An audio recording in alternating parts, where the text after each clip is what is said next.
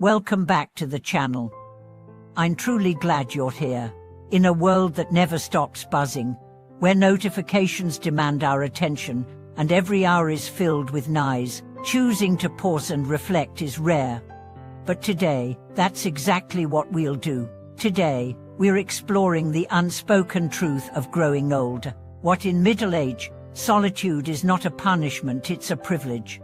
If you're in that stage of life where the calls come less frequently, where the crowds thin out, where your children are busy and your friends are far away, this video is for you. If you found yourself quietly sipping tea in the morning, staring out the window not because you're sad but because that moment of stillness feels like peace, then you already know the truth we are about to explore.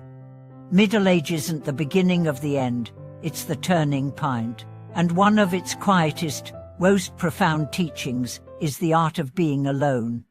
Let's start here. Solitude is not loneliness. Loneliness is a hunger, a longing for someone who isn't there. Solitude is a choice. It's the deliberate act of returning to yourself. As we grow older, we shed layers. Expectations fall away, illusions crumble, and in that shedding, we begin to see clearly. We begin to ask questions we were too busy to ask in our youth. Who am I really? What do I want? Not for my children, not for my partner, but for me. In our younger years, we chase validation. We want to be seen, heard, admired.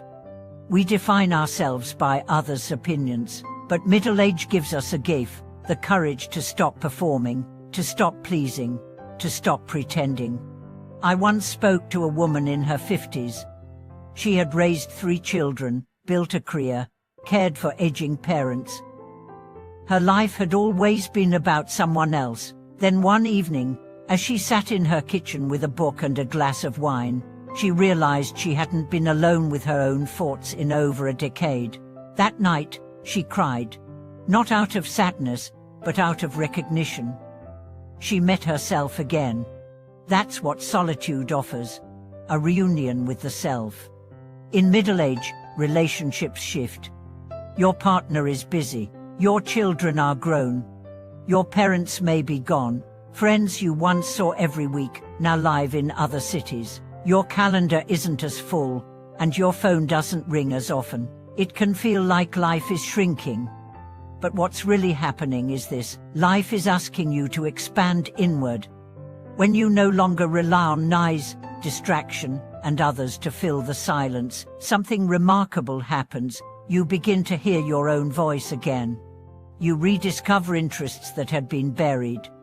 You notice things you used to overlook: the way sunlight dances on your kitchen counter, the smell of rain, the texture of a well-worn blanket. You find joy not in acquisition, but in attention. I knew a man who, after retiring, took up painting. He had never touched a brush in his life. But every afternoon, he'd sit by the window and paint what he saw. Not for money, not for praise. Just because it made him feel alive. He said, for the first time, I feel like I'm living for me.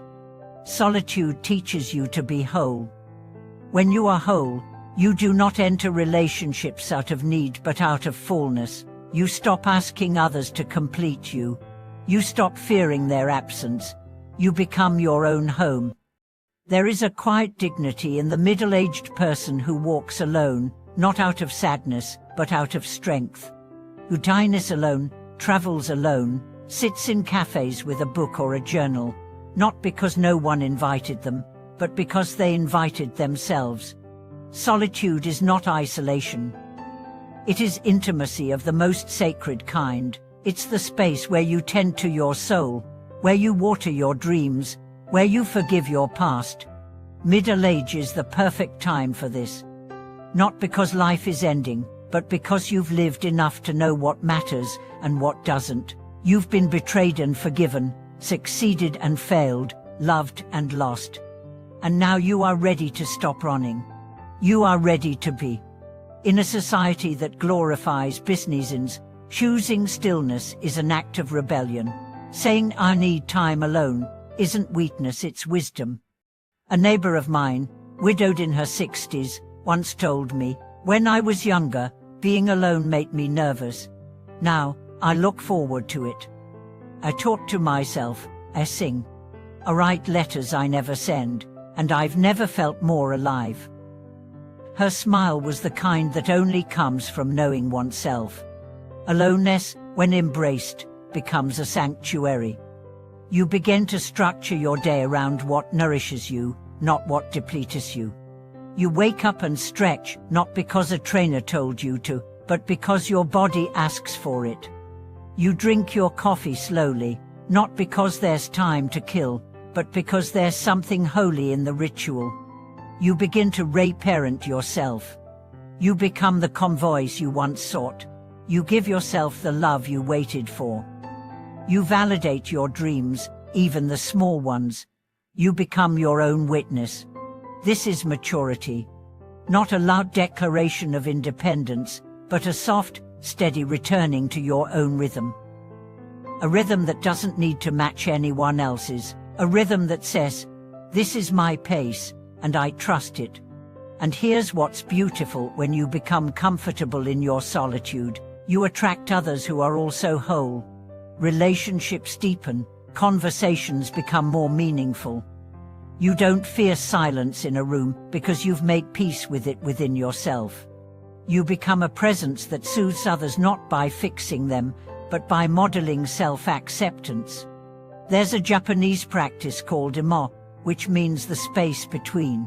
It's the pause in a song, the silence in a conversation, the gap in architecture. It reminds us that beauty isn't just in what we do, but in the spaces we hold. Solitude is your imo. It's the sacred pause between the roles you've played. It's where your essence lives, uncluttered. You may find that your creativity returns. That ideas come in the shower, in the garden, during walks. That your intuition sharpens, that you no longer second-guess yourself. Because now, you listen to yourself. Middle age is not a descent, it's an ascent. Into wisdom, into freedom, into authenticity. You no longer chase trends. You no longer fear judgment. You no longer need permission to live as you are.